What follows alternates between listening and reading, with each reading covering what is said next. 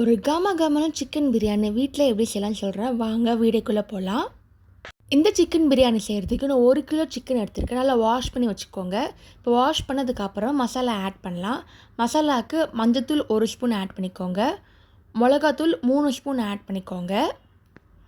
நீங்கள் காரத்துக்கு ஏற்ற மாதிரி இன்னும் கூட மிளகா தூள் ஆட் பண்ணிக்கலாம். காஷ்மீரி சில்லி கூட ஆட் பண்ணிக்கலாம். உப்பு தேவையான அளவு.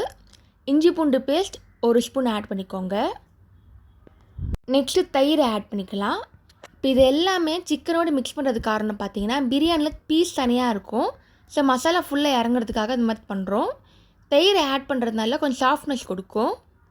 ஸோ தனியாக நீங்கள் சிக்கன் பிரியாணியில் பீஸ் சாப்பிடும்போது கூட அந்த ஃப்ளேவர் ஃபுல்லாக இறங்கியிருக்கும். இந்த மாதிரி பண்ணாமல் டேரெக்டாக சிக்கன் போட்டிங்கன்னா சிக்கன் பீஸ் வெந்த மாதிரி தான் இருக்கும் தவிர தனியாக சாப்பிட முடியாது.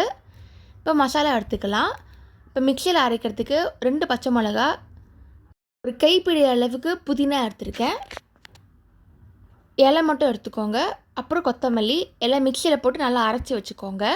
இந்த மாதிரி ஒன்றும் பாதியாக இருக்கணும். இப்போ ஒரு பேன் எடுத்துக்கோங்க.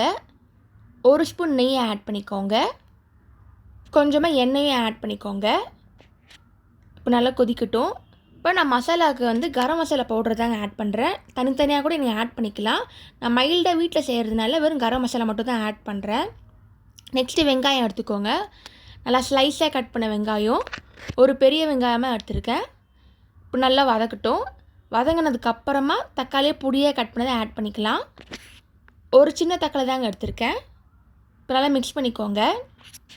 வெங்காயம் தக்காளி 2 வதங்கினதுக்கப்புறமா இஞ்சி பூண்டு பேஸ்ட் ஆட் பண்ணுங்கள். ஃபஸ்ட்டே போட்டிங்கன்னா அடி பிடிச்சிரும். அதனால் கடைசியாக ஆட் பண்ணுறோம்.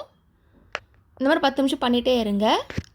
இப்போ பச்சை மிளகாய் மசாலா ஆட் பண்ணிக்கலாம். இப்போ மிக்ஸ் பண்ணிக்கோங்க.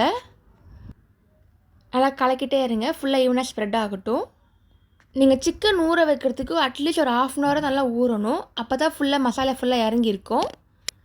அதுக்கப்புறமா இது தனியாக ஆட் பண்ணிக்கோங்க. இப்போ 1/2 அன் ஹவர் ஆகிடுச்சு.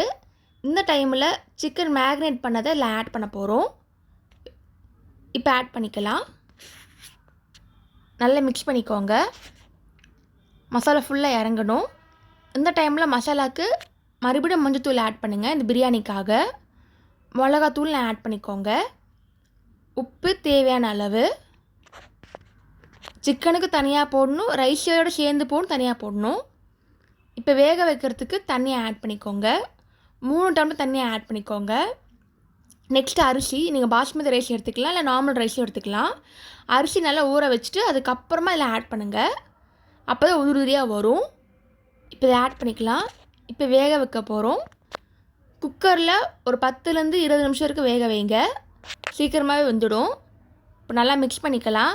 மசாலா ஃபுல்லாக ஸ்ப்ரெட் ஆகட்டும். இப்போ கவர் பண்ண வேண்டியது தான். சிக்கன் பிரியாணி மாதிரி இதே மெத்தடில் நீங்கள் மட்டன் பிரியாணியும் பண்ணி பார்க்கலாம். வெஜ்ஜில் பன்னீர், மஷ்ரூம், கோபி கூட நீங்கள் பண்ணி பார்க்கலாம். இப்போ குக்கர் வச்சு மூட வேண்டியது தான். 20 மினிட்ஸ் ஆகிடுச்சு. சிக்கன் பிரியாணி ரெடி ஆகிடுச்சு. நீங்களும் ட்ரை பண்ணி பார்த்துட்டு எப்படி இருக்குன்னு சொல்லுங்கள். தேங்க்ஸ் ஃபார் வாட்சிங். லைக் பண்ணுங்கள், ஷேர் பண்ணுங்கள், சப்ஸ்கிரைப் பண்ணுங்கள். மறக்காமல் கிளிக் பண்ணிக்கோங்க.